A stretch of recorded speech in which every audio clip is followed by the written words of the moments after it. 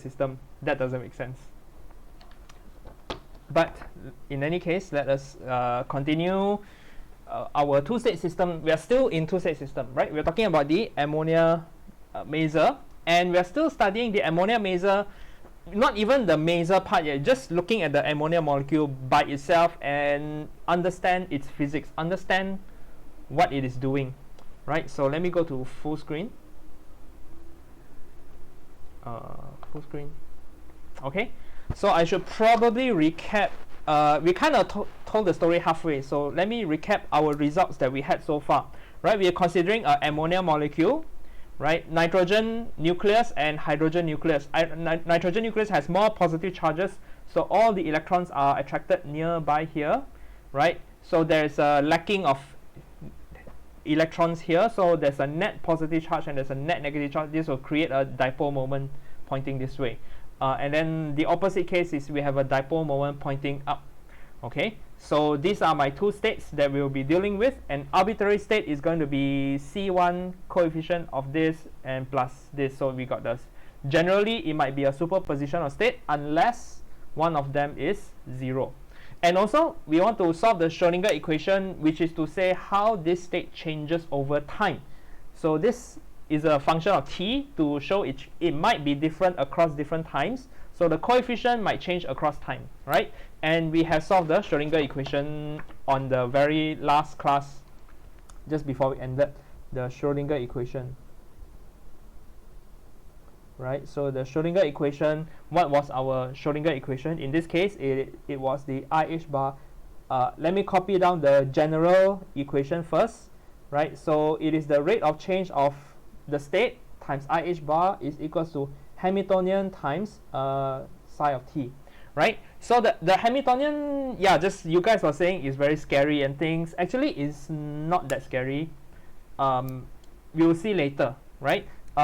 I have also, for this situation in particular, I have tried to convince you that the Hamiltonian is taking this form, right? And it is scary because we actually, what I talked about this last time, right? We wanted to solve this equation without we still haven't learned much about this molecular physics. This is like a chemistry problem, right? But we are physics people. We know almost nothing about chemistry. So how can we presume to know what is the Hamiltonian? But what we do is we following. This is the from Feynman's lecture, volume 3. Even though we don't know, we can use some reasonable argument, right? So some reasonable argument, and I have tried to show you the reasonable argument that the Hamiltonian is this operator.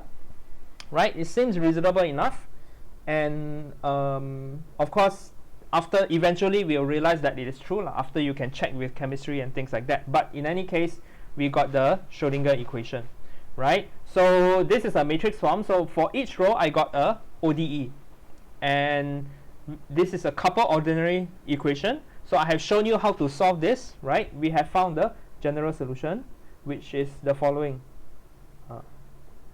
Which is for C1 and C2, right? So we wanted to find how the C1 changes and how the C2 changes. So C1 is a function of time, and I have shown the answer to be IE0T over H bar, and then there's a arbitrary constant A, EIAT over H bar, and then plus B EIAT over H bar, right? And then my second coefficient is half E minus IE0T over H bar, and then the solution was this one, but it's a minus on the second term. Okay, so we got this two solution that we have solved in our previous class, right?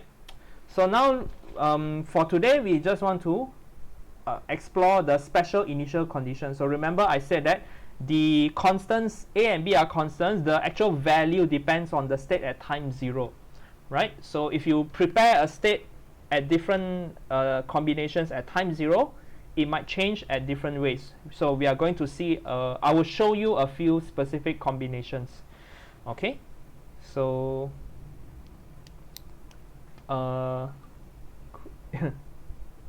yeah, kind of a rounded bra and cat is very, yeah, so interesting way to write bra and cat.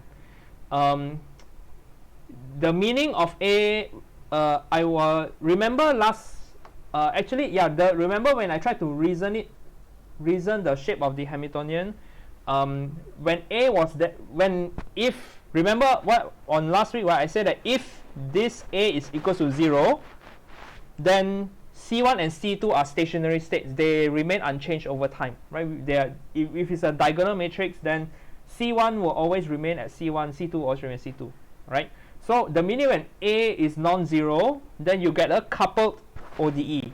Coupled ODE means C2 will affect C1, C1 affects C2. So in other words, to answer, a short answer to your question is, the meaning of A is the tendency for the ammonia to change state. Right, so it might change between 1 and 2, 2 and 1. But if A is 0, if the state is at 1 remains at 1. Right, you can solve the Schrodinger equation and see what happens. Right, just plug in A0. So just plug in A0, then it becomes a stationary state.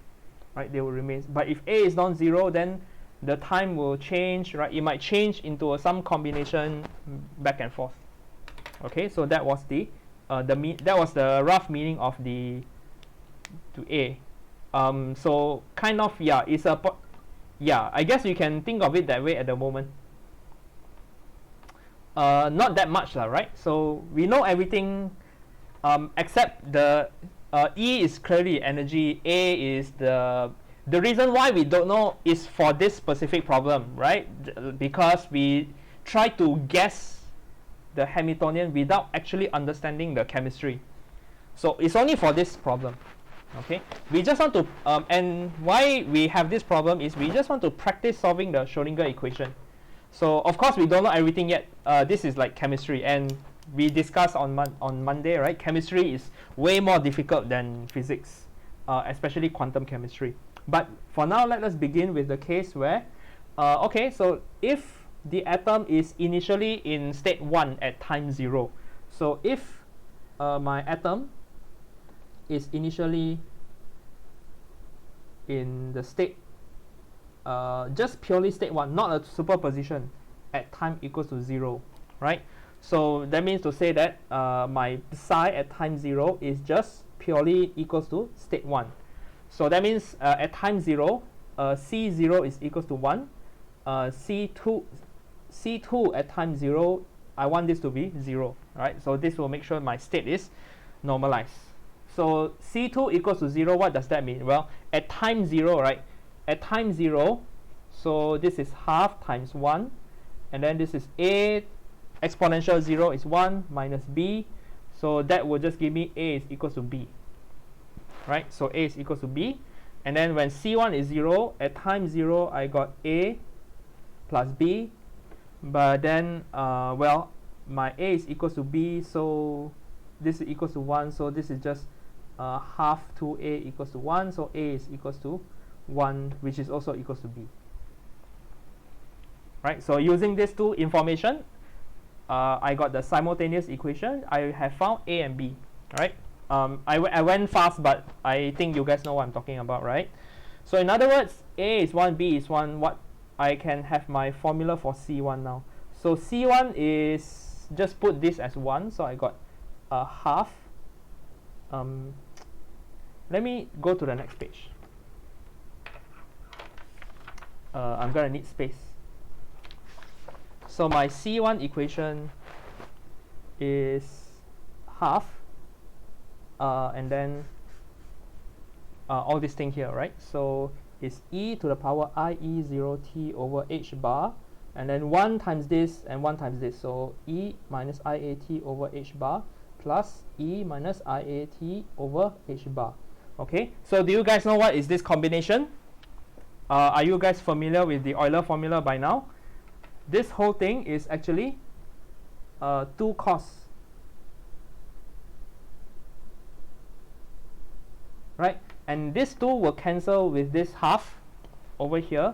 In other words, this is C1 is equals to e to the IE0t over h bar cosine AT over h bar. Okay? Does that make sense?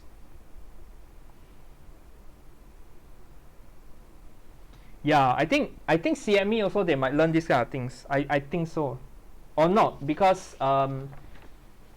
it depends on the field, right? CME is chemical engineering, and the quantum chemistry is more on the pure science side. So it might depend on what kind of engineering they are focusing on. Do you need me to explain this? I can explain a little bit here if you want, but for now I got the C1. Let's get the C2, right? So C2, what was the C2? C2 was, it's the same except minus, so it's minus. So it's minus EIE0t over h bar, and then EIA-t over h bar minus EIA-t over h bar. Okay, so let me know if you want me to explain, but for now I'll just, well, it is going to be 2i sine AT over h bar. So there's a 2 here. This is equals to 2, this is equals to this, but I will cancel with this half. So C2t is going to be I times E minus IE0t over h bar sine AT over h bar. Okay, so very simple, right? So we have found the solution. This is for when the particle is initially at state 1.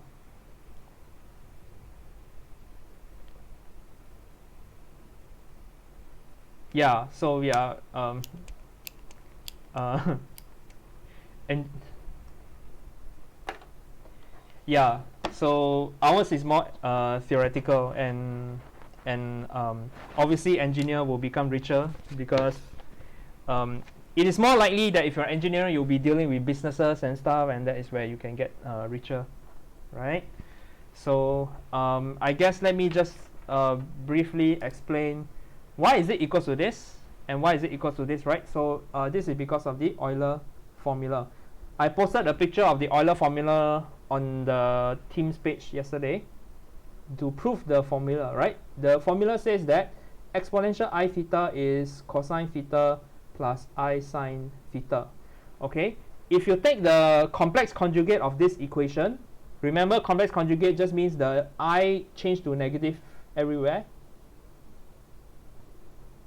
Then I can derive this by taking 1 plus 2, equation 1 and 2, right? So if I take 1 plus 2, 1 plus 2 is this plus this, I got 2 cos theta is equals to EI theta plus E minus I theta, right? So that is exactly what I got here.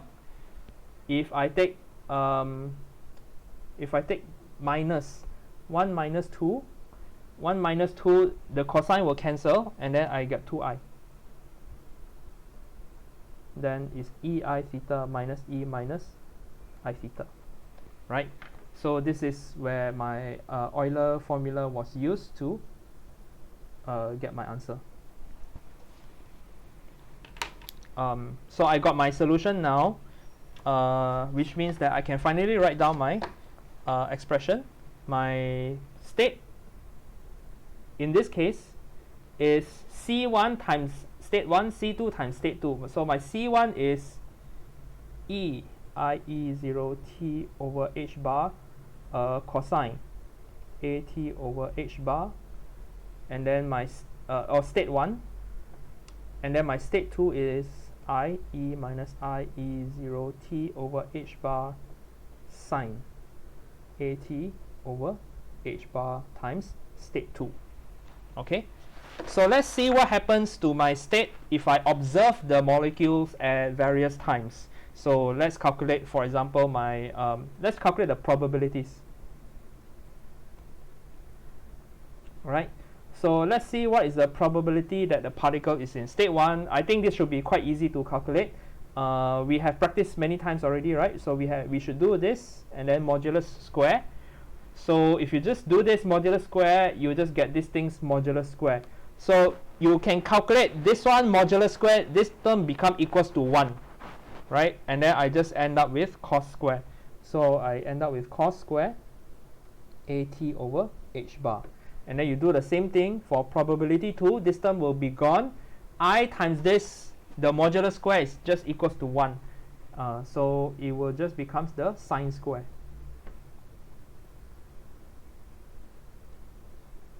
Okay, so you can plot the graph to see how it changes over time. So for example, my particle was initially in state 1, right? So if I want to observe what is the probabilities of observing this in state 1, then I get a cosine square function, right? So initially my particle is in state 1, so probability 1 at time 0, definitely in this state, and then as time increases it will drop, right? So it become a cosine square graph,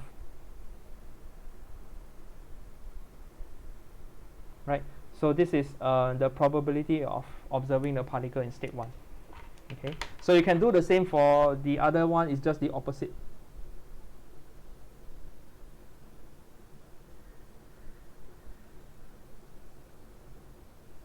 So this is probability in state 2. So the particle, if I start my particle initially in state 1, so my dipole moment, my atom is initially like this, but if you just let it go and you leave it in vacuum, right? If you observe it some time later, then there's a chance that it's pointing down, right? But you must observe it at the correct time. So what is this correct time?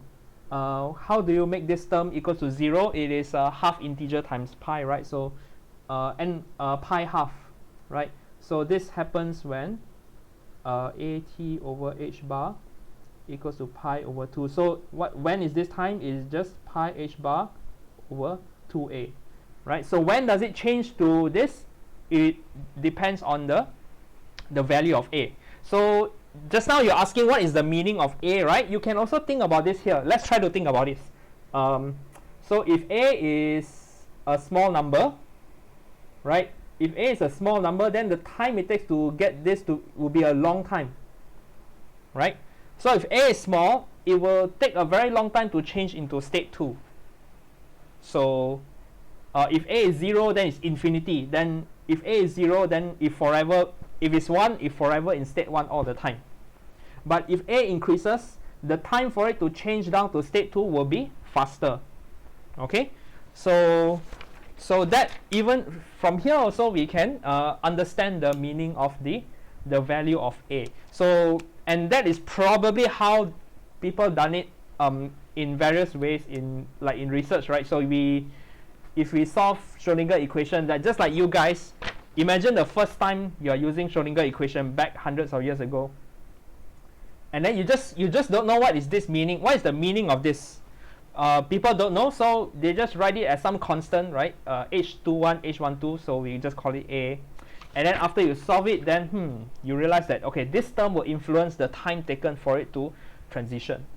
So so sometimes, like even though you feel like you don't know the meaning of some constant, don't worry about it. For just continue on. Maybe you figure it out later, right? So this is exactly what happens to us, and it's a common thing to happen in theoretical physics. Okay, but at least, yeah, we have solved the Schrodinger equation for when the particle is initially in state 1. So it's 0 probability to find it in state 2, but then it will become higher chance later. Okay, any question?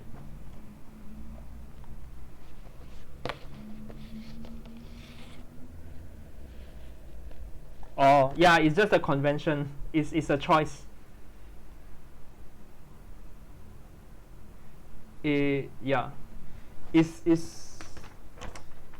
down of dipole moment, but you can see like the atom shape is the pointy end is sharp, the sharp end is on top, and then the sharp end is on the bottom. That's how I imagine this now. But it's still a convention. I could have called this 2 and 1, but everything must be consistent. As long as you're consistent, it's fine. Okay. But now let us look at another possibility. If at time 0, if my atom is NH3 initially superposition, okay, which means that my psi at time 0 is 1 over square root 2 1 plus state 2. Okay, so this is going to be a special state later. I am going to give this a name for now. This is state number 2. Okay, this will come important later, but yeah, for now we don't know about this yet, right? For now, what if it's initially is not purely in state 1 but it's in a superposition state at time 0, right? So at time 0 is in a superposition state. Then let's look at our general solution again. So that means at time 0, so C10, I want this to be 1 over root 2, right? C1 at time 0 is 1 over root 2. And then my formula for C1, I put time 0, so I got a half. Okay, I got a half, and then A plus B, right? And then yeah, and then how about C2? So C2 is the same. I want C2 to be 1 over root 2. If I plug in 0 to my solution, is A minus B. Okay, so yeah, so I got the simultaneous equation here. I can actually solve for A and B, right? So maybe you can see straight away, but if you can't, you just take equation 1 plus equation 2 da, da, da. But notice that if I solve simultaneously,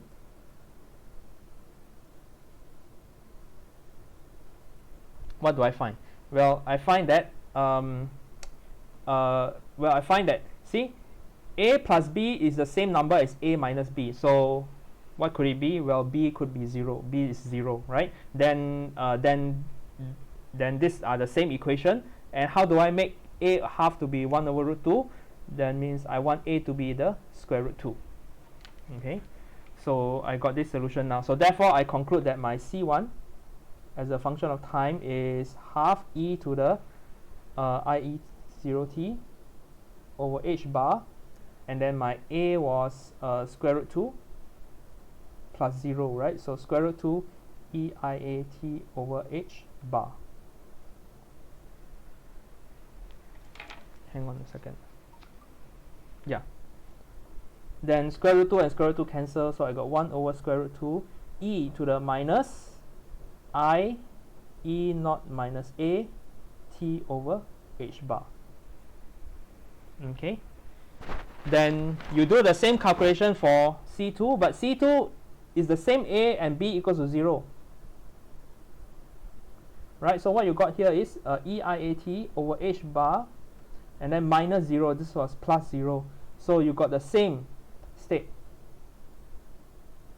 Well, not the same state, but same coefficient for C1 and C2. So therefore, I have found my C1 and C2 already. So in this solution, my psi of t is C1 times this state. So I got 1 over square root 2 e minus I E0 minus a t over h bar plus 1 over square root 2 e I, this is state 1, t over h bar, this is state 2. Right, so it's the same e. I will take out the factor of e over here, and then what is left here is like this.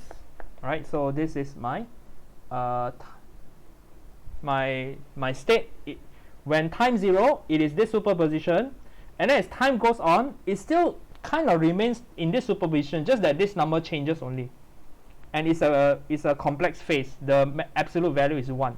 So this is what I will call a stationary state. Okay.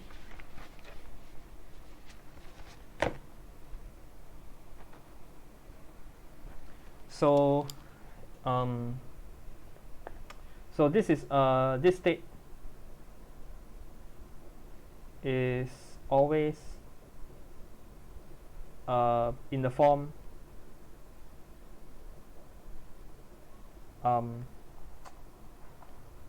complex phase, and then multiplied by the fixed state.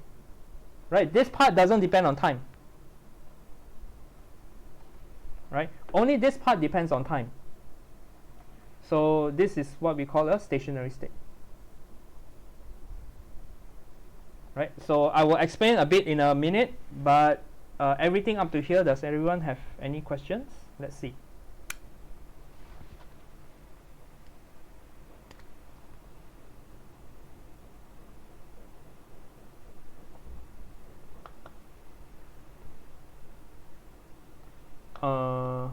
Oh, okay. Yeah, is Schrodinger equation, actually you didn't miss much, just that our Schrodinger equation that we did, where was it? Yeah, so the Schrodinger equation was here. I think you were blurred because we did it on Monday, right? Yeah, we did it on Monday. And Schrodinger equation was explained briefly in, this was postulate 5. 5 or 4? 5, yeah, postulate 5 of quantum mechanics. So in chapter 1, we went through a few postulates. So it just says that this is the differential equation obeyed by a quantum state, right? So that's all. That's all for Schrodinger equation. We haven't really used it that much yet. This is only the first time we are doing it. Chapter 2, chapter 3. But yeah, so this is a stationary state. And let me explain to you why this is a stationary state. So to find out what is a stationary state, right? Stationary state usually, is it always? I think it's almost always, right? So it's always an eigenstate of Hamiltonian. Okay, so let's find out, right? So to find out, let's substitute this solution into the Schrodinger equation.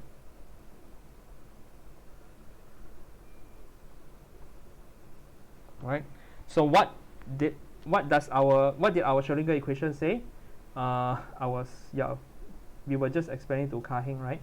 Schrodinger equation is just a differential equation obeyed by this state, because all states must evolve following this equation. It's like the Newton's law, but for quantum mechanics, right? Newton's law, every particle must obey F equals to ma. For quantum mechanics, every particle state must obey this Schrodinger equation.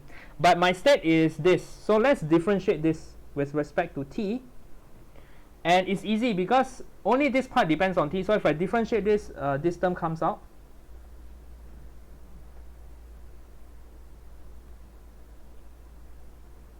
E minus I E0 minus A T over H bar, right? And then yeah, so and then this part will be 1 over square root 2 state 1 plus state 2, and then on the right hand side is the Hamiltonian, right? Hamiltonian, and then all this stuff again. Just substitute the state into my Schrodinger equation. Okay, so notice that H bar will cancel. Negative I cancels with I, right? Everybody becomes 1 over here. And then the exponential cancel on this side. So what I have found is I got an equation that says that E0 minus A is times this ket is equals to H times this ket. Right? So what we have found is that we have proven that this is a Hamiltonian operator acting on this state. It will still equals to the same state again with the eigenvalue, right? So in other words, we have shown that the state, we call this psi 2, which is given by 1 plus 2, is an eigenstate of H with eigenvalue E0 minus A, right? So what is the eigenvalue of Hamiltonian? Eigenvalue of the Hamiltonian means this is the energy of the state,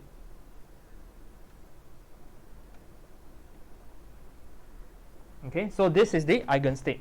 So unfortunately, it will be a bit difficult to imagine now, because in this problem, right, the eigenstate of my Hamiltonian operator is a superposition. But this superposition will carry energy E minus A. Okay.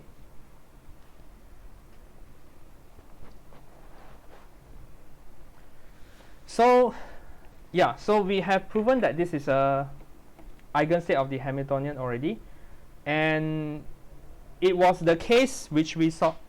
What was the case that we solve is that initially it's in a superposition. So I will repeat this very briefly. On the third case, if my ammonia atom is initially another superposition,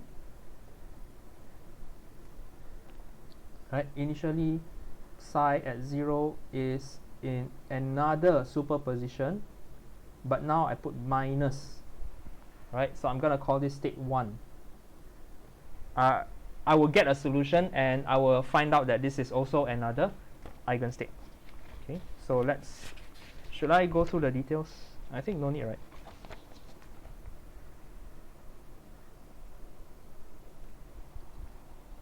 Okay, yeah, I think no need. I think you know what I'm talking about, right? So same method,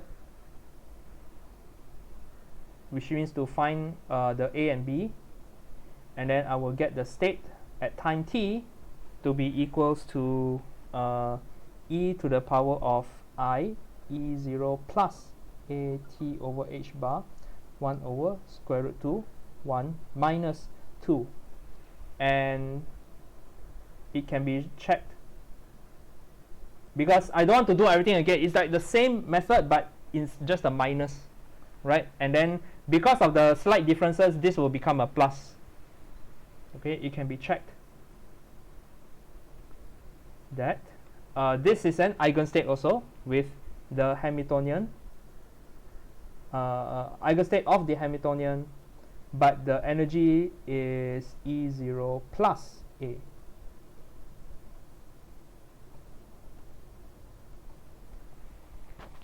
Okay, so we have found the solution at time t, and this solution turns out to be an eigenstate, right? So this is another stationary state.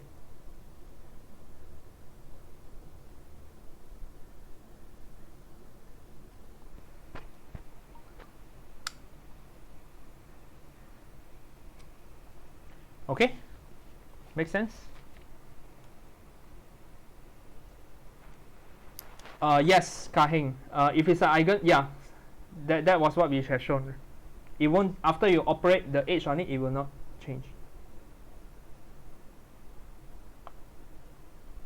Yes, correct. Yeah. Yeah, so like what we are saying, right? Substituting, so if this is an eigenstate of Hamiltonian, substituting into the Hamiltonian will give the same state, and then according to this equation, it will be remaining the same state. At most, it will change by an overall phase in front, but the actual, it will change by a scalar, right? It will change by this scalar multiple, but the actual state itself remains the same. Which is why stationary states are the same as saying eigenstate, right? So if it's an eigenstate of H, then it's always the same state all the time. But so that means if I start out my atom in this stationary state, it will remain there. Just now it did not remain, right? Just now I did not start it in a eigenstate. I started in this form.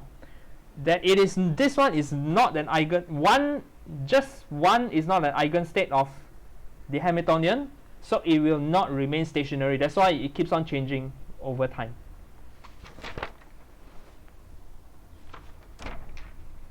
Okay.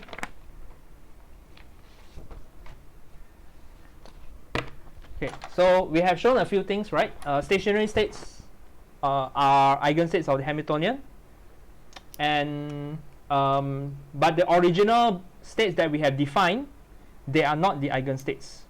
So, but we have found eigenstates already. So, what was the lesson that we learned in Stern-Gala experiment is that usually, and also tutorial questions, right? When we have an operator and then we have a state, what we do is, usually what you want to do is you want to find the eigenstates of the operator. Once you find the eigenstate operator, then you try to express, you use that as the basis. Okay, so you use that as a basis, and once you, because if you are able to use that as a basis, the rest will be straightforward, right? It will simplify your equation a lot. So this is why we use eigenstates of operators as a basis. Okay, I'm recording. Yes, yes. So we have, so I should write down what we have just did lah. So the states. So I'm gonna call this the state number 2.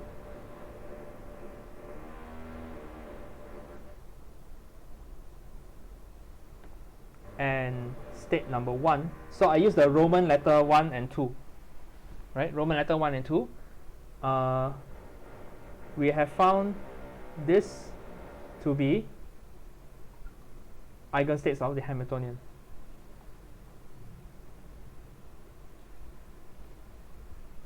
So now what we're going to do next is we will use this as the basis, as a new basis. Right? So the old basis was just 1 and 2, but these are not, this and these are not eigenstates, so don't want anymore. I prefer this to Roman 2 and Roman 1. These are the new eigenstates.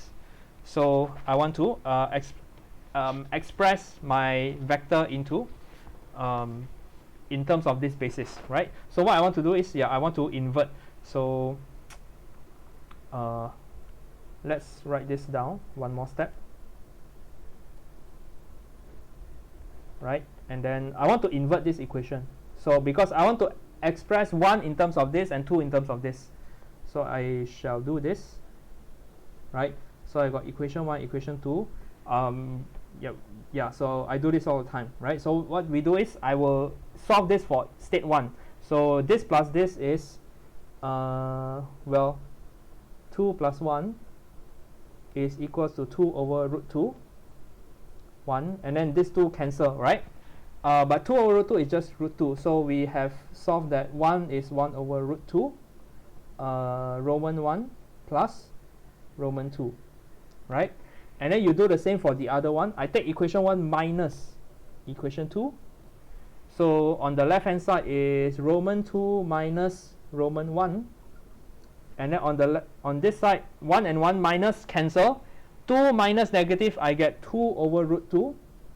State number 2. So this becomes root 2. Therefore, my state number 2 is 1 over root 2, Roman 2 minus Roman 1. Okay. So I can express my state in a new basis. So expressing in a new basis,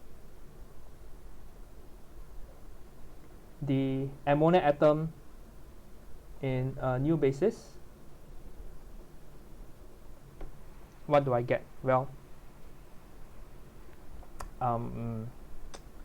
so my state, right? So my state is generally state 1 plus C2 and then state 2. They could be function of time, but it would waste too much time to write. But state 1 is given by this, so it is C1 1 over root 2, Roman 1 plus Roman 2, and then C2, and then the 2 is given by this formula, so Roman 2 minus Roman 1, right?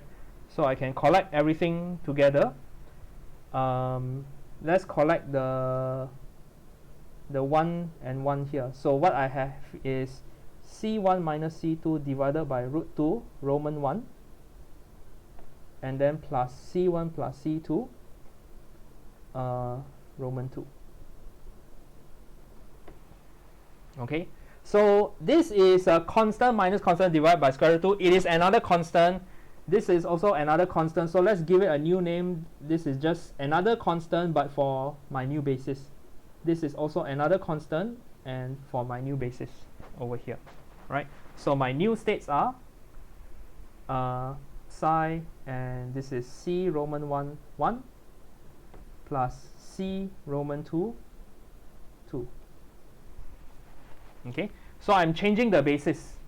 Okay, so I done a lot of details, but I don't know whether or not you guys are familiar with this. You might have done this in linear algebra before, right? Changing a basis, right? Instead of basis 1, 2, I changed to a new basis. So I express everything in terms of the new basis. I don't want to use this anymore. So I substitute everything using Roman 1 and Roman 2 and collect everything together. So I got a Roman 1 and Roman 2 here.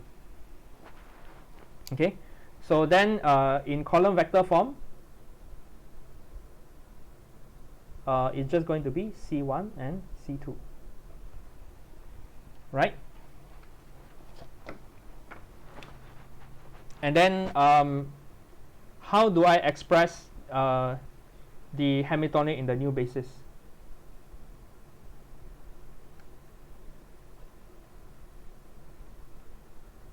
Okay, well, firstly, let me remind you that the Hamiltonian of state Roman 1 is having energy E plus A, and the Hamiltonian acting on state 2 gives the eigenvalue E minus A, right? So state 2 is going to be the lower energy state.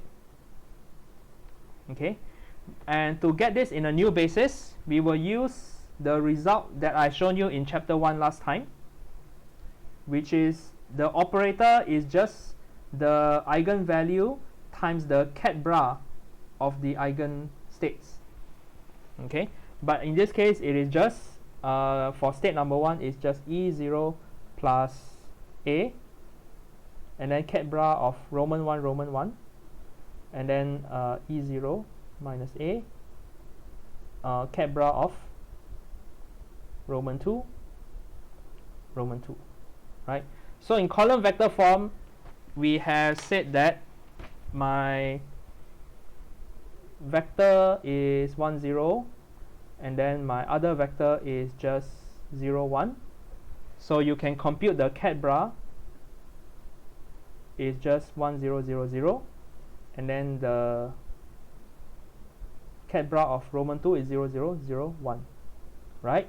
So in other words, this is just 1, 0, 0, 1. This is just, 0, 0, 0, 0, 1. And my Hamiltonian becomes a diagonal. So it's E0 plus A, 0, 0, E0 minus A. Okay, so again, this is something you have done before in linear algebra class. It's called the diagonalization of a matrix. But we are doing this here, the same thing, but we are using our bra-ket language, right? So yeah, so all these are like a lot of new stuff, but as you can see, once you're used to it already, it is very useful, right? Once you have found the eigenstate and eigenvalue, then I can rewrite my Hamiltonian using this formula. It looks like a diagonal, and every time you're using matrix, diagonal matrix is always the best if you can make it diagonal, right? So anything that is, if the off diagonal terms are non-zero, then it will make your equation more messy. But if it's diagonal, it's so much easier.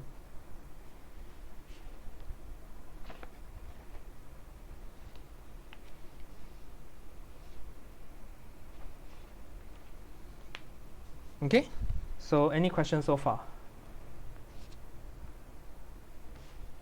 Any new, wait, is it still, oh,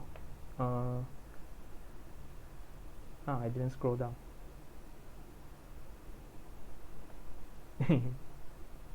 I guess this is the common experience when you learn quantum mechanics for the first time, right?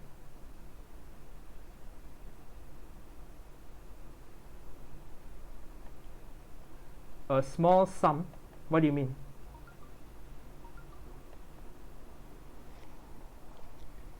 You mean to explain a certain step, the summation? You mean like this? But it's pretty clear, I think. I don't know. Which one are you talking about?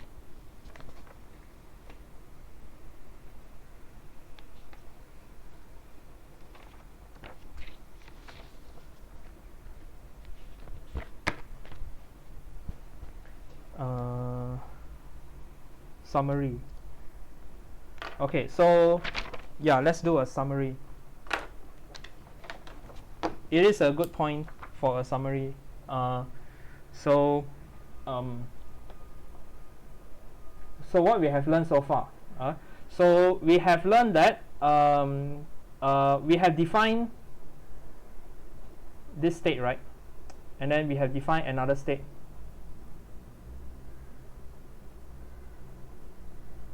Right?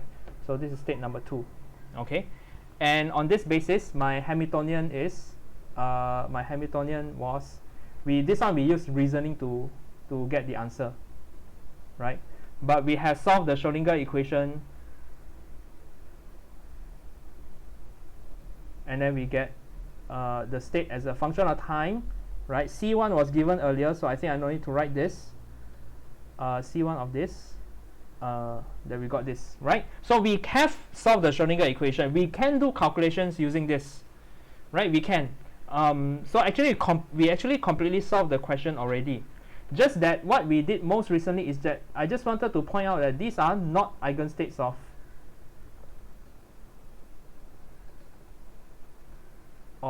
the Hamiltonian, right? So and then after doing the calculation, we noticed that the combination remains over time.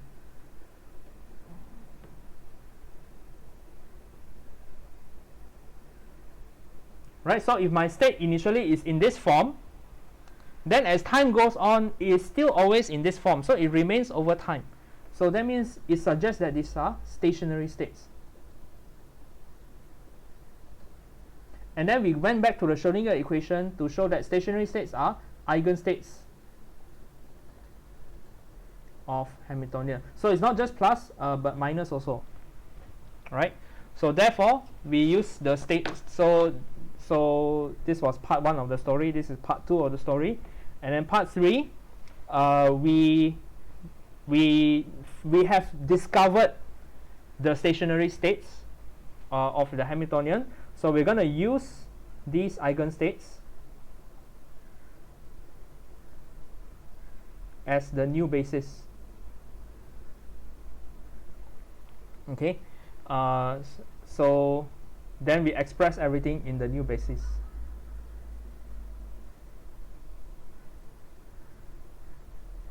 In basis, and what was the basis we are talking about?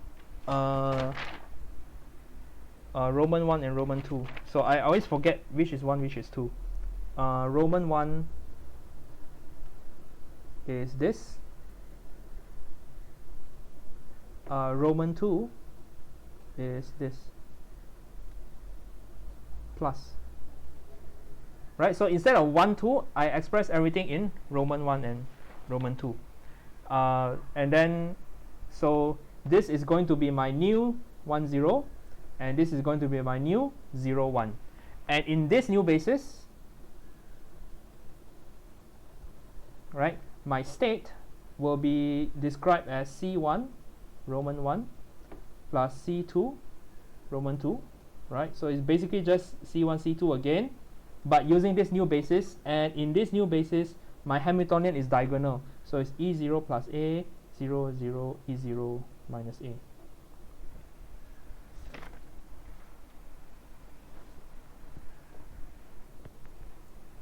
Okay, so that is our thinking process of what we have been doing for the hydrogen atom. But actually, yeah, we have solved the hydrogen atom here already, but we have accidentally found the eigenstates. So might as well change our problem in using the new basis so that everything becomes easier.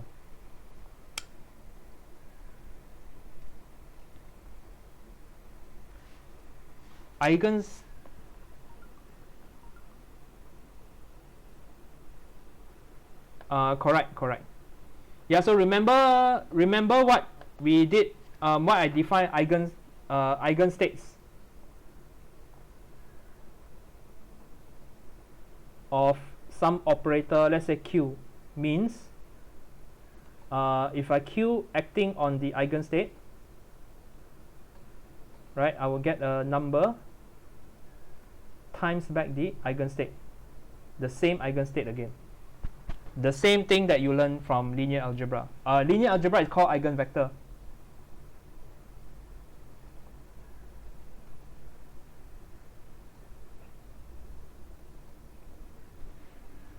Okay.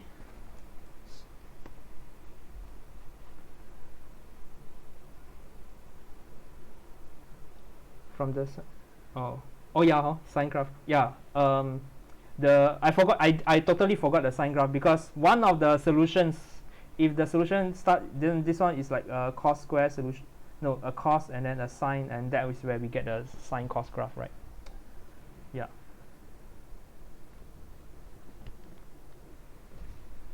Okay. Yeah, so that was kind of like an impromptu summary, but well, what time are we now? 4:53. Let's continue the story a little bit, because we changed this into everything in terms of a new basis. Then let's solve the Schrodinger equation again in the new basis.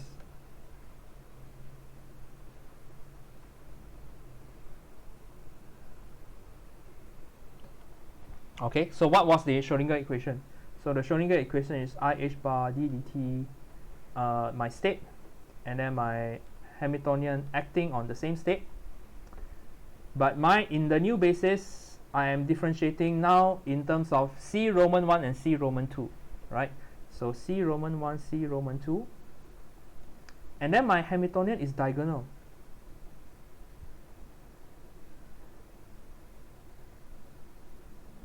Okay.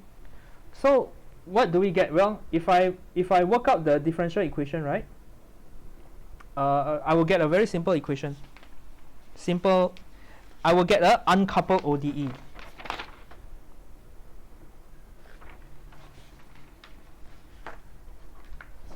So on the left hand side, I will get IH bar,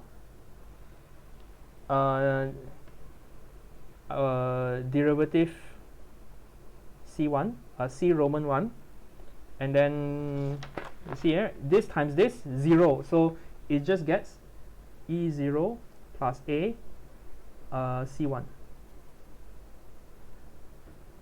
right? And then this becomes C2 dt, and then E0 minus A C2, right? So what we have here is, this is an uncoupled ODE, and this is because our Hamiltonian was diagonal.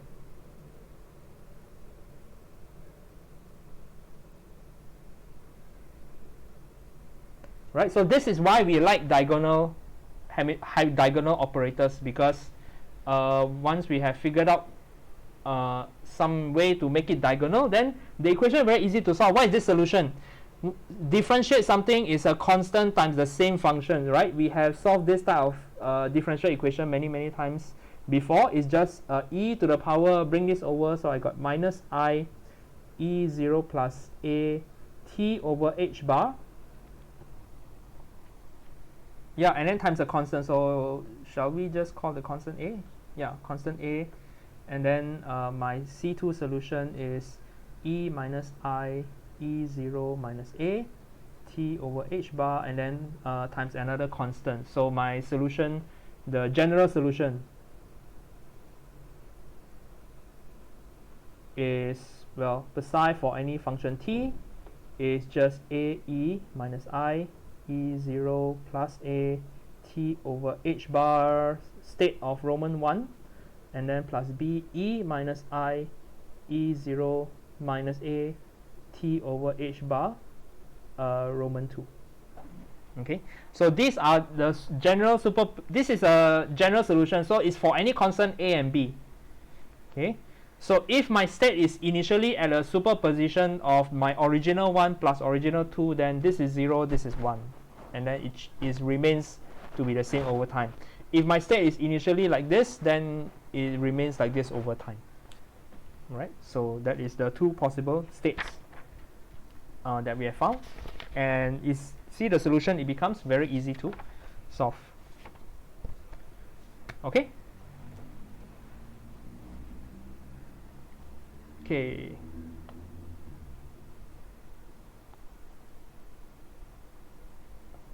Oh yeah, I mentioned this already, right? So so if A is 0, you will realize that 1 and 2 will be the same as Roman 1 and Roman 2.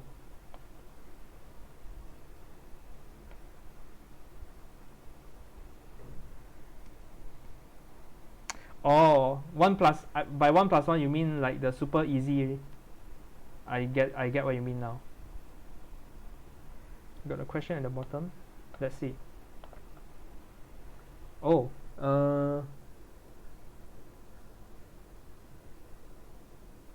yeah, actually what you said is true.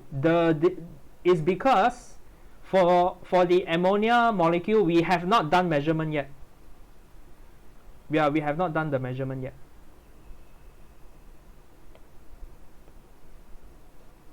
Yeah, because for this problem, right, we are only studying, we are just letting it go by itself in vacuum, and we will only when we measure we start to calculate the probability. That is only if we decide to measure. But if we don't measure, right, if we don't measure, then this is what the whole thing is discussing, is we are not doing any measurements. Okay, but if we do the measurement, then it will be the same as the Stern-Gallac experiment, exactly the same. That will be the next. No. Yeah, we'll because we need to add more things to the problem later. Okay, but okay, makes sense, right? So I guess we have went on a bit long already. So let's take a 10 minutes break now. We come back at 509. Okay. Yeah. So let you guys process what you have just learned. I'm gonna meanwhile stop the recording.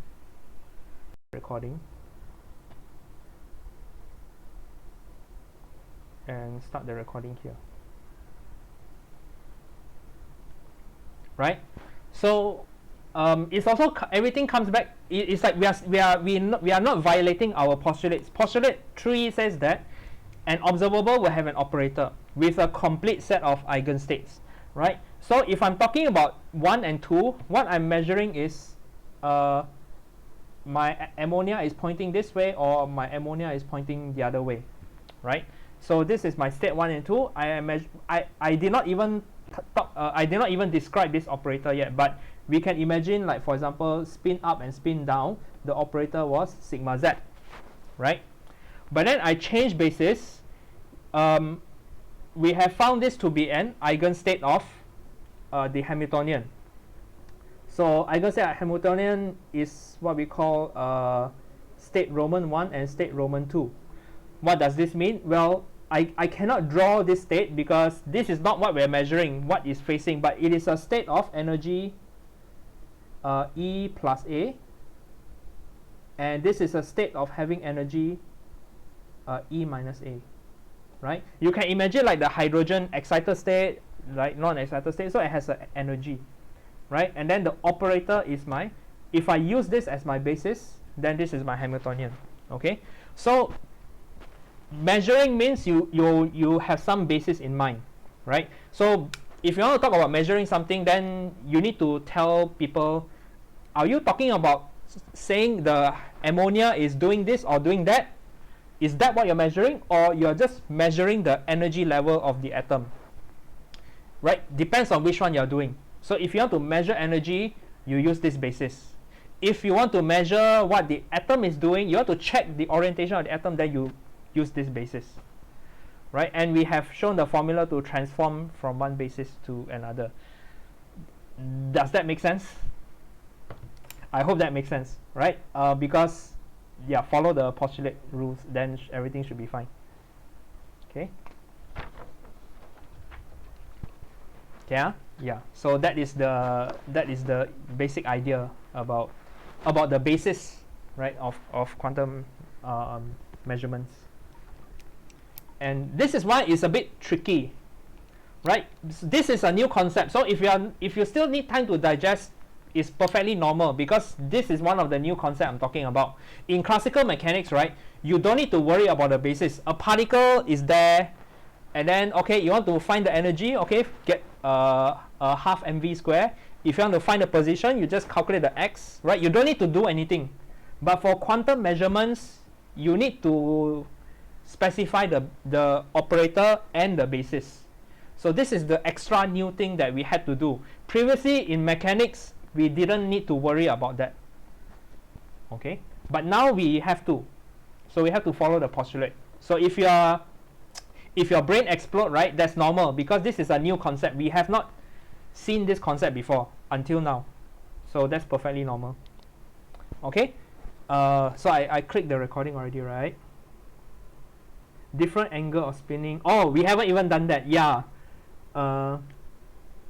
Yes. So because we need a few things. What Kaheng was talking about is, yeah, measure spin z, and then, but if I want to measure my orientation along this axis, it's a more complicated story. So we will come back to this in chapter 6.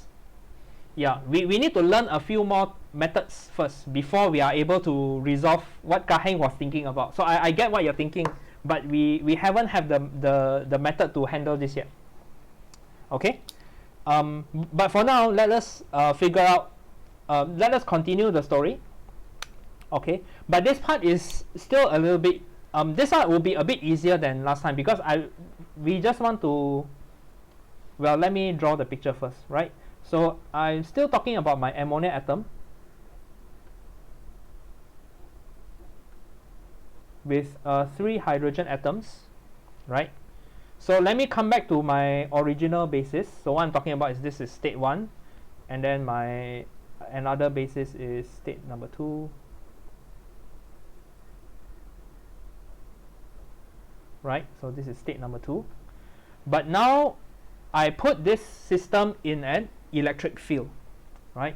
So let's say my electric field is pointing this way. So electric field, I will give it a, electric field is a vector. So I write a curly E because the E, I already reserved the symbol for energy, right? So this system is inside a constant electric field E, right?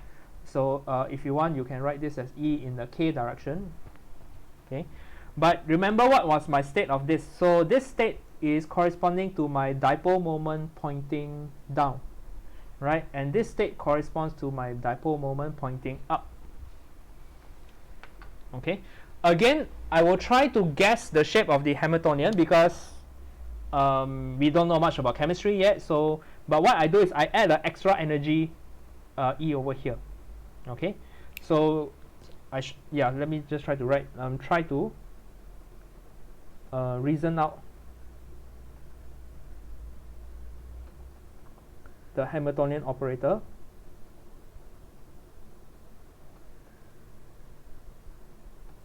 Okay, since we don't know chemistry, there's no chemistry student in this class, right? Yeah, we don't know chemistry.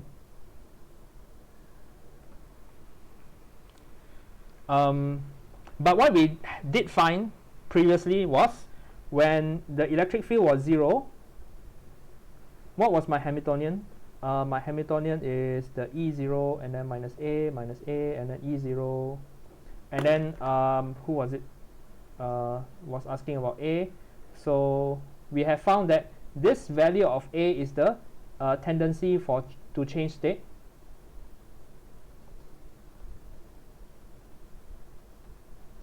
And the E is like the energy, kind of like the energy of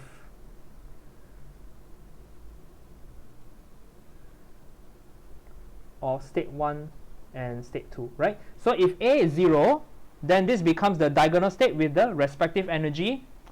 And then just now I say that in vacuum, whether it's pointing this way or pointing this way should have no difference. So why not they have the same energy, right? So that is our reasoning of the Hamiltonian operator like this. Okay.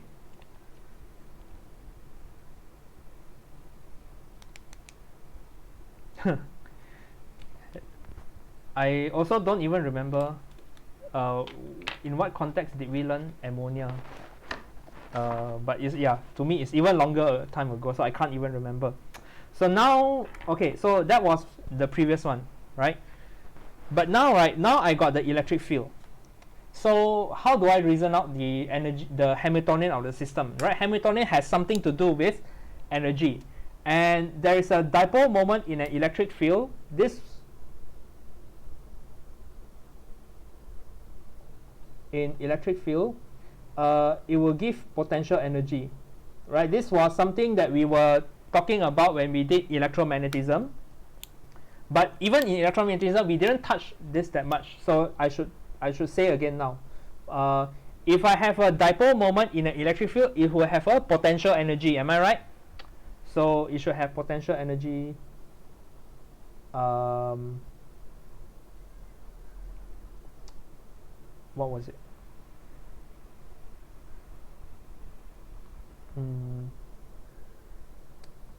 Should there be a minus sign? There should, yeah. Okay, remember this was like a negative charge, right, and then a positive charge here, so the electric field is like this. Okay, so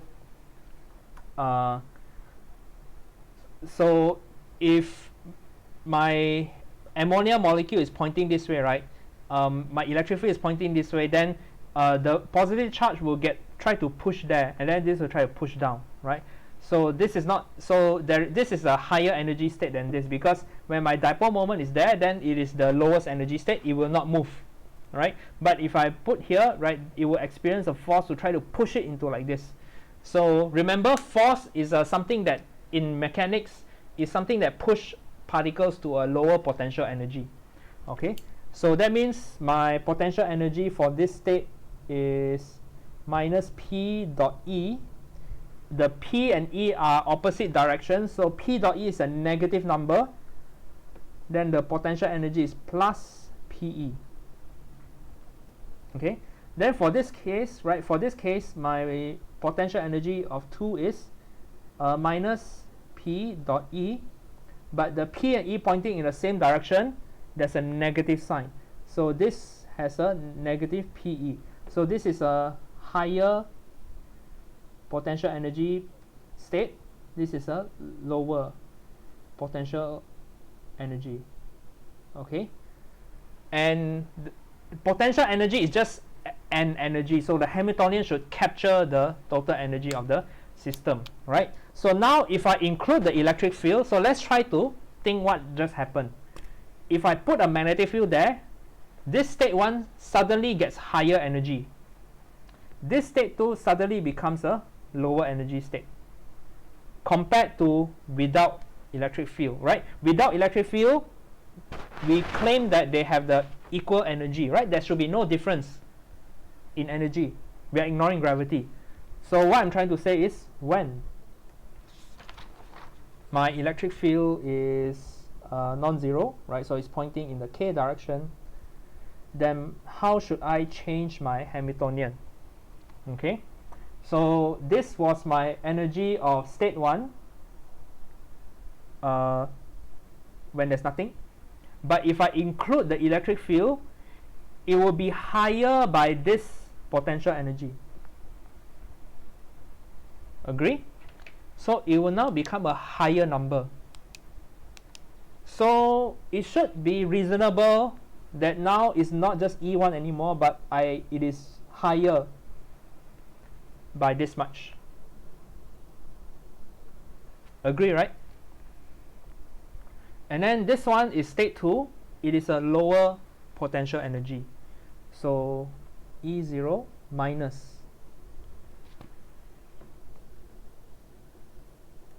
Okay.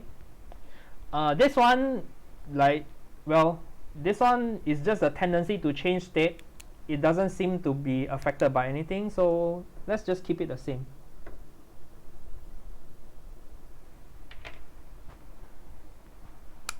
Okay. So is everyone follow so far, or is your brain also still explode? Yeah. Sometimes I need to manually scroll, but sometimes it automatically show the new messages. I don't know why. But everyone, but this reasoning is perfectly agreeable, right? I didn't like make any crazy changes or any crazy statement. It's perfectly reasonable. So higher energy, so I increase my energy here. This one lower energy, so I lower my energy here. Okay, so that is my Hamiltonian now. And for this problem, I just want to find the energy level. Okay, so let's not solve the Schrodinger equation for this example. So let's just find the energy for this problem. The energies. So energy of the system.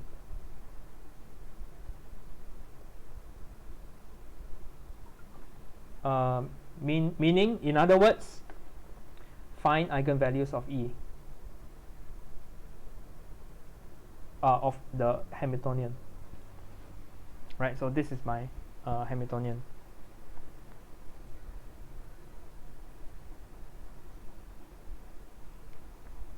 No, this is electric field. This is electric field. Right? So remember what's a dipole moment? Dipole moment is pointing to, so you can imagine this is like a positive charge and a negative charge. So this ammonia molecule, right, has a positive charge, net positive charge here and net negative charge here. When my magnetic field is here, it will experience a force to push it here. Right? But this is already in the following this direction, so the force is the same direction already. So there should be no, so this will have a higher potential energy, right? The place that is in the wrong, so a configuration that you have a force that you want to push it other place, usually is a higher potential energy. Okay? And this is because of the dipole moment formula also. You can, even if you just memorize the dipole moment formula, this is the reason.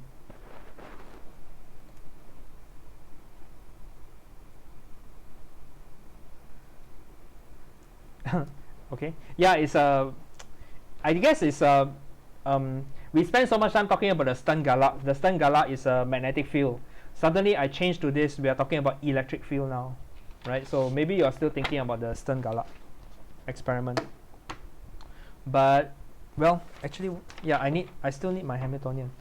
I just want to find the eigenvalues of my Hamiltonian. So how to find an eigenvalue? We do what we learned from the linear algebra.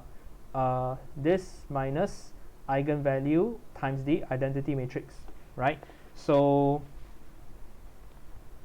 so this is a bit messy. Should I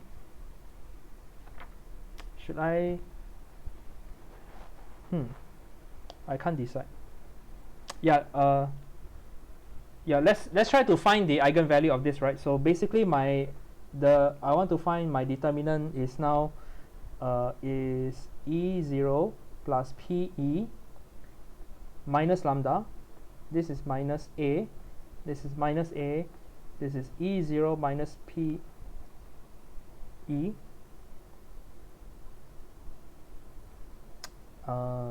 minus lambda.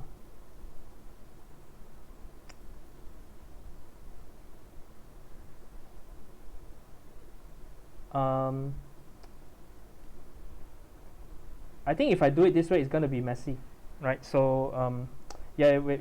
So let me write my Hamiltonian as like this. So H11, H12, H21, H22. Yeah, it's less messy than this.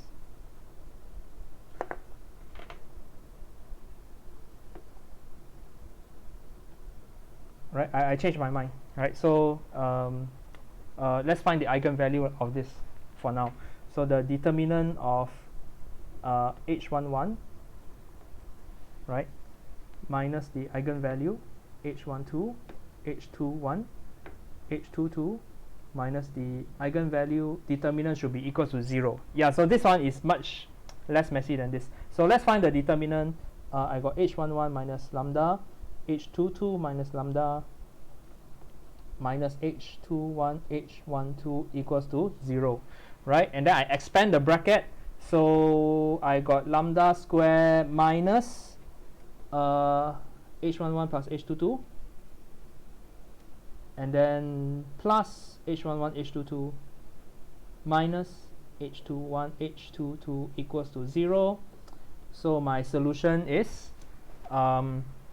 using the quadratic formula, right? So the coefficient of the leading term is 1, so I just divide by 2, minus b plus and minus b squared minus 4ac. So H11 H22 minus 4a is 1 and then c is this thing.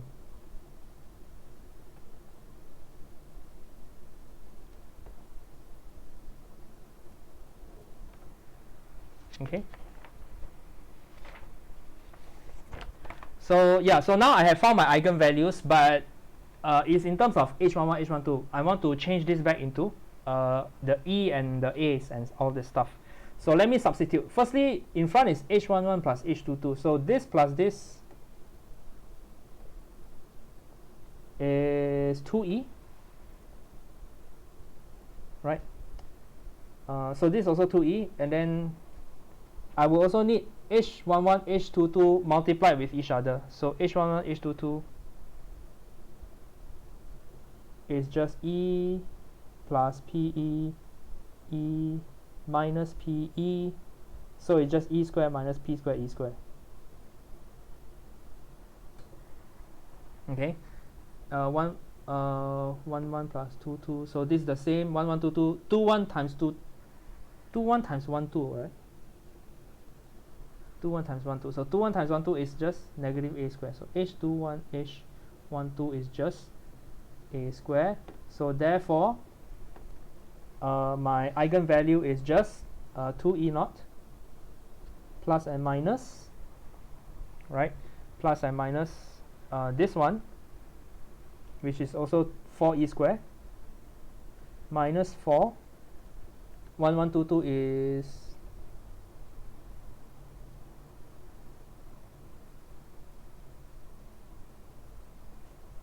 is this,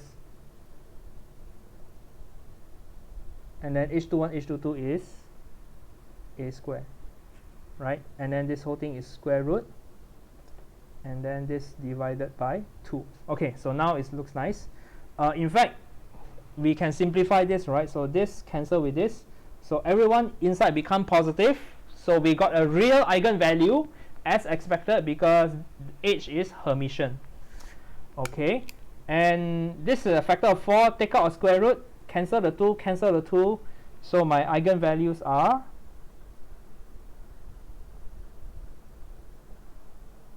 well, lambda is, I have two eigenvalues, one for the plus and one for the minus, right? The 2 I said cancel already, so it is E0 plus minus P square E square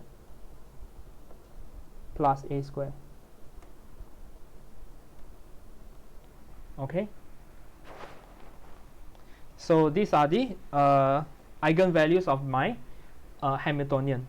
And well, let's look at the graph, right? So I can plot the graph of my Hamiltonian like this. What time are we now?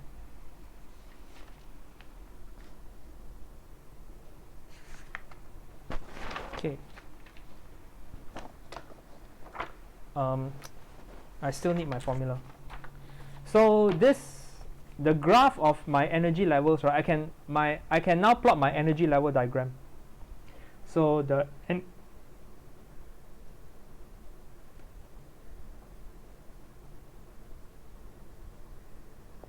energy level diagram of my ammonia molecule in a static electric field. Okay, and just plot the graph, right? So this is the energy against I will plot the energy against my electric field. So it depends on the dipole moment P, right? So when my electric field is 0, what is my energy? So my electric field is 0, is either E plus A or E minus A, right? So so this level is E naught. So this is E naught plus A. and then down here is E naught minus A. So this is not the origin, but yeah, so this level is E0, right? So when my electric field is 0, these are my two energies of my hydrogen atom. Okay, just now we have found this already. The higher energy was like Roman 1, and then the lower energy was Roman 2, right? So these are my energy eigenstates. If my energy in this state is higher energy, okay, so like this. And yeah, so if I increase my electric field, this will become a square root graph with an increasing slope. So it's going to look like this. And as E goes to infinity, it becomes a linear function in this, right? So then if I increase it this way, I got this. So the energy level differences increases if I increase my electric field. Okay, so this has started to give us an idea of what we can do with the ammonia molecule. So right, ammonia molecule, we want to learn about the molecule because of the maser. The maser is because we want to produce photon. Okay, so how do we want to produce photon? To produce photon, right, I need to have a ammonia molecule in this eigenstate, right? So if my electric field is this number in this eigenstate, then if it somehow lose energy and come to this state, I will emit a photon of energy level delta E, right? So delta E is going to be E plus minus E minus, right? So it's going to be 2 square root of P square E square plus A square, right? So this is the energy difference, and then this will be the photon of H bar omega, right? So this will be the photon emitted. Okay, then you can see the possibility that we have just realized. This energy difference depends on E, right? So A is a fixed number. It is part of the atom. So you can measure the value of A by just turning off the electric field by this. But if you want to control what is the different frequency of photon you want to produce, then you just adjust the electric field accordingly, right? So that is one way to produce this. Okay, so but we are not yet capable of producing a maser yet. This is just putting in an electric field, right? But in order to produce a maser, I want to have, in the video on Monday, we want to have population inversion. I want to have all my atoms, all of them are in this excited state, and then I want all of them to release, to de-excite, to release photons in the same way. Okay, so we haven't done that yet, but at least what we do know is we can adjust the energy level difference of the system. Okay, so that is what we want to do for now. We are not plotting the Hamiltonian, we are plotting the eigenvalues of the Hamiltonian. Okay, Hamiltonian is a matrix. You can't really plot the matrix, but we can plot the eigenvalues, right? That's what we are doing. These are the eigenvalues. Okay, but of course the eigenvalues will tell us most of the information that you need about a matrix, right? For any matrix as well, or operator.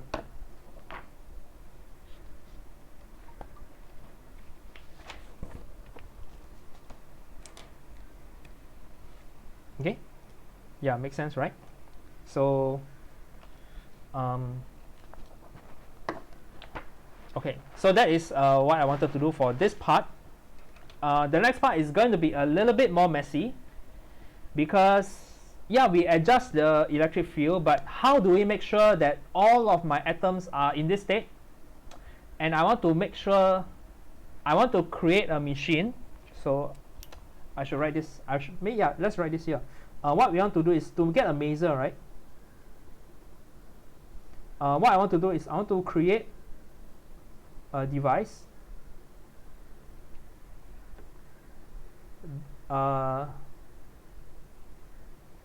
that makes all NH3 molecules emit photon of delta E into that device.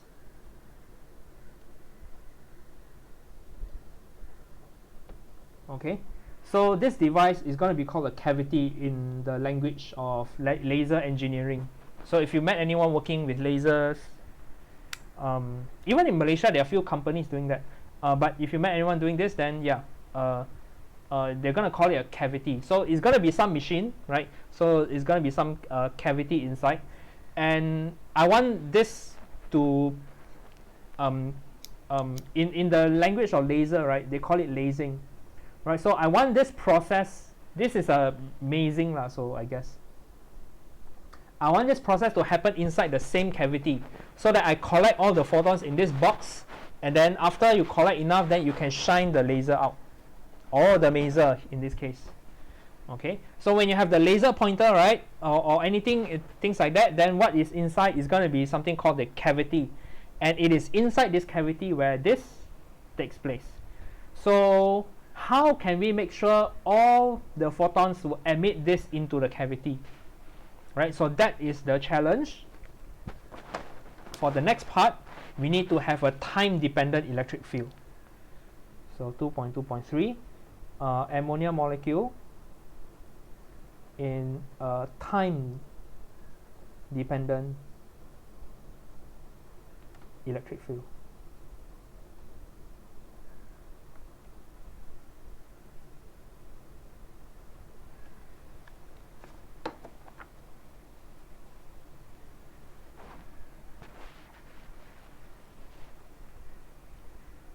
Okay, let's see how much time we have. Yeah, because you guys already said your brain is melting, but this is going to be an intense discussion. So I guess since your brain was melting from the previous part, let me recap a few things that we did previously. Okay, so when we were using the state of 1 and 2, right, we have also changed the basis to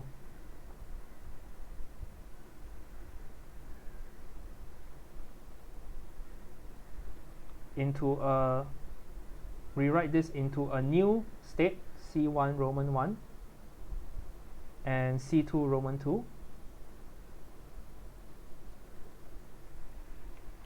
Right, we are just recapping before we start talking about the time dependent.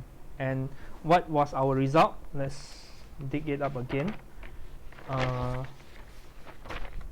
My basis, my Roman 1 and 2 is expressed in this form, right? Or 2 changed to 1.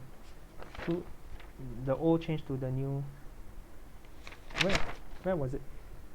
I invert. Yeah, this. Right, so change basis by doing my state 1 is expressed in 2 as Roman 1 plus Roman 2, and then my state 2 was negative Roman 1 plus Roman 2. Okay, or we were doing it in this form, right? So we can do it like this. We realize that we can change it in this form. So or C big 1 is equals to C1 minus C2 over root 2. C big 2 Roman 2 is C small c1 plus c2 over square root 2, right? So this was what we did just now, expressing from the old basis to the new basis. Okay, so I'm gonna come back to this later, which is why I'm going to recap this for now.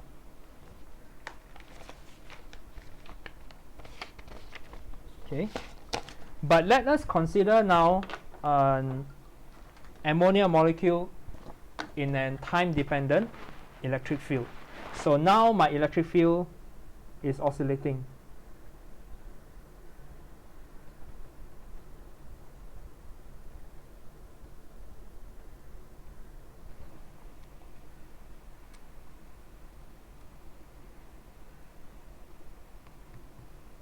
Okay, so now my electric field is oscillating, which is to say that, well, just now was my vector, right? And then it was pointing in the k direction, and then it is E. Previously was static, and then we have found the energy level. Okay, but now I let it change over time. So this is a function that changed over time such that it is a cosine function. So it's going to be 2e0 cos omega t, right? And just now I have shown you the Euler formula already. I can also write this as the amplitude e I omega t plus e minus I omega t, right? So I write it in this form because it will make my equation easier to solve. Okay, so here again, right, still the same situation. We don't really know chemistry, so we try to reason out the Hamiltonian for this problem. Okay, so but for this problem, let us assume is the same. The Hamiltonian is the same as the static Hamiltonian. Assume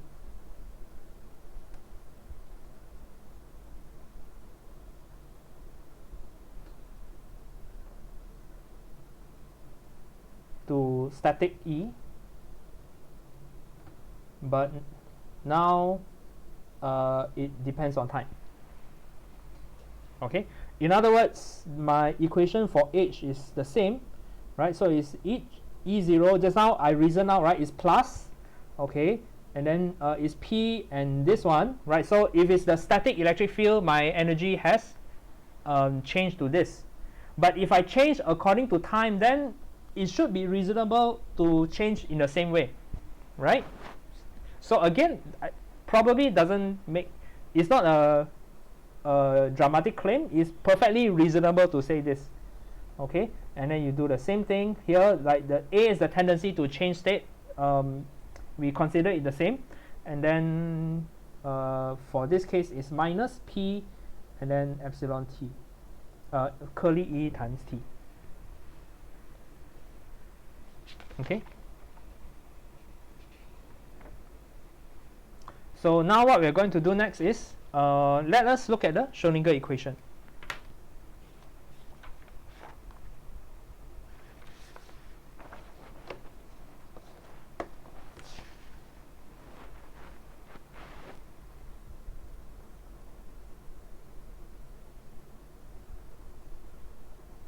So I want to solve my Schrödinger equation. For now, let's use the basis 1 and 2. For now, at least for now. Right? So my Schrödinger equation is IH bar d dt, my state. Right?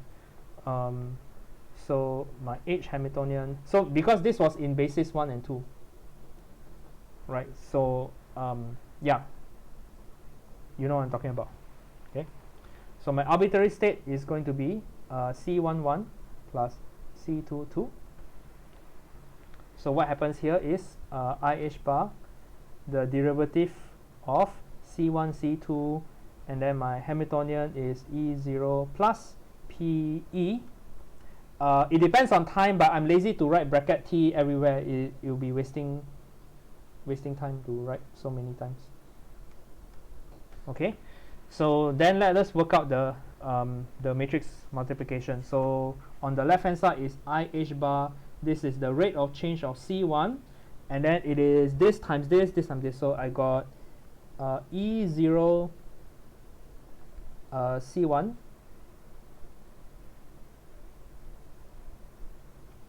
plus PE C1 minus AC2. Right. So this is the top row. The second row is IH bar, rate of change of C2, and then is negative A C1 plus E minus PE C2. Okay, so now I got the coupled ODE again because my Hamiltonian is not diagonal and I'm using this basis, so it's like what we did at the beginning, right? So but what we can do is we can still solve this equation. We got equation 1 here and equation 2 here. So if I take equation 1 plus 2, I will decouple the equation. So let's see what happens. If I take equation 1 plus 2, right, this plus this is just the rate of change of C1 plus C2. Okay, and then on this side, what we have here is this plus this is let's write everything out. So E plus C1, hang on. So it's EC1 plus PEC1 minus AC1, then this plus this minus PEC2. Okay, so I'll try to express everything in terms of C1 and C2. So let's try to do it. So the E and then the A, E minus AC1. So I notice that I got E minus A, there's a C1 here, then there's a minus on this side, and then this is a E and an A, so I got plus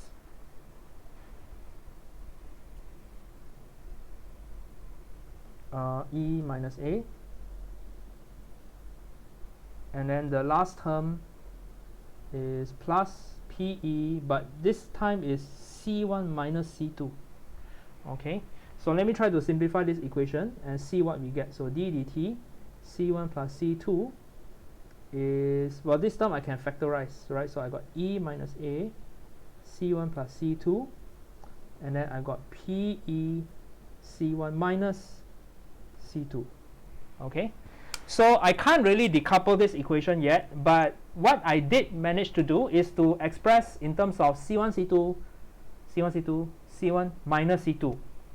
Okay, then we see something familiar, C1 C2. So why did I recap this? C1 plus C2 is square root 2 times Roman 1. Okay, so this Roman 2, sorry. So this is actually square root 2 C Roman 2, right? So this is the same thing, root 2 C Roman 2, and then the difference is root 2 C Roman 1, and I can cancel the root 2 everywhere, so I have this equation now. So I got the IH bar dC1 dt is the energy E minus A C1 and then plus PE C1.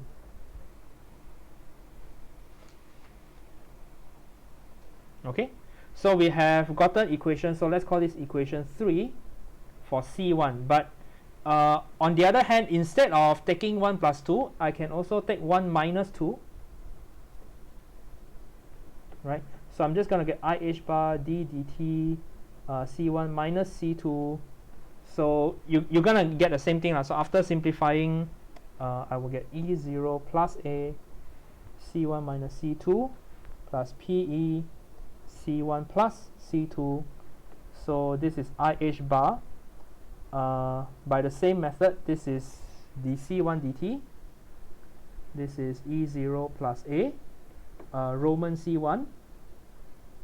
And then this is PE Roman C2. So I have turned this, I have changed basis into C1 and C2 already. Okay, so the ODE that we want to solve is now here.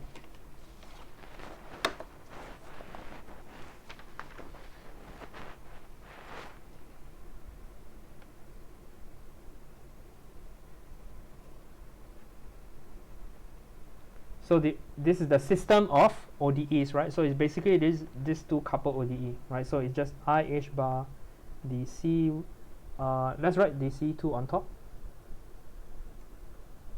is equals to E0 minus A C1 plus PE C1.